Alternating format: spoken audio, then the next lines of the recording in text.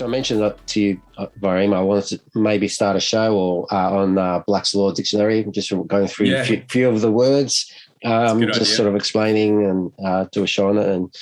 And so just wanted to, like, what are your, well, I'll say favorite words, but like the most surprising words, or like some interesting words that you found through your research that like stick out to you? What are the two or three most ones that stand out to you the most in terms of the real meaning of? As in the dramatic change, like the inversion of the meanings, like. Yeah, right. Well, the first one that I ever came across was understand. The first words were understand and government. Understand meaning to stand under, to give your authority away to the one that made an offer, or to ask if you understand. And then government meaning govern, to control, and ment is, I think, Latin for mind, whatever it is, Latin or whatever, Greek, whatever it is, it just means mind. So then to control the mind, essentially, that's what government is. And those were the first two that I learned. And I thought, oh, well, this is super interesting. I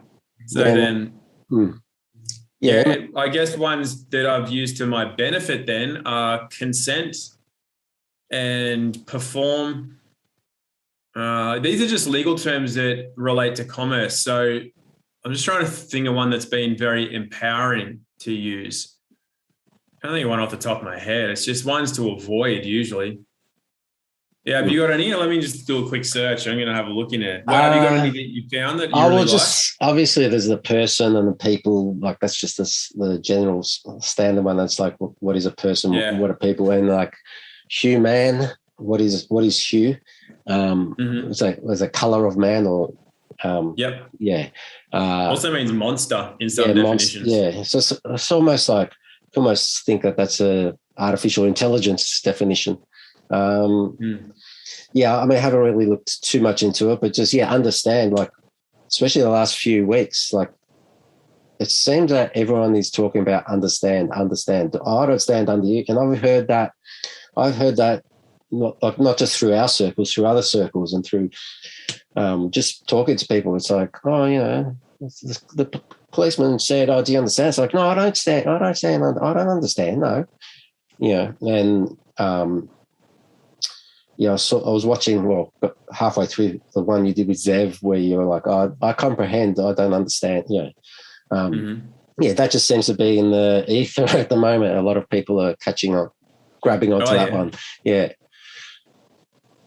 Yeah, good. It's a good thing to do. I think it'd be cool if you did a little show on the little terminologies. Black's Law would be great. There's other law dictionaries that are still good, even Butterworth, which is Australian. That might be worth going through as well. Yeah, I think, person was one of the ones I think that's most empowering, actually, now that I think about it, that you brought up. Yeah, because it's just everything other than a living man or a woman. It's like a trustee in bankruptcy, a driver, citizen, ratepayer, taxpayer, resident, all of those words that you just go, I've agreed to be in all of those in my lifetime before, but none of those represent anything that's living. They all represent entities that are non-living. So that's probably one of the more empowering ones. And then I reckon that would be it. And corporation and all that sort of thing. Well, corporation comes from the word corpse, which is a dead thing, and then orate is to speak. So a corporation is essentially a dead man speaking, or an entity speaking. It's crazy.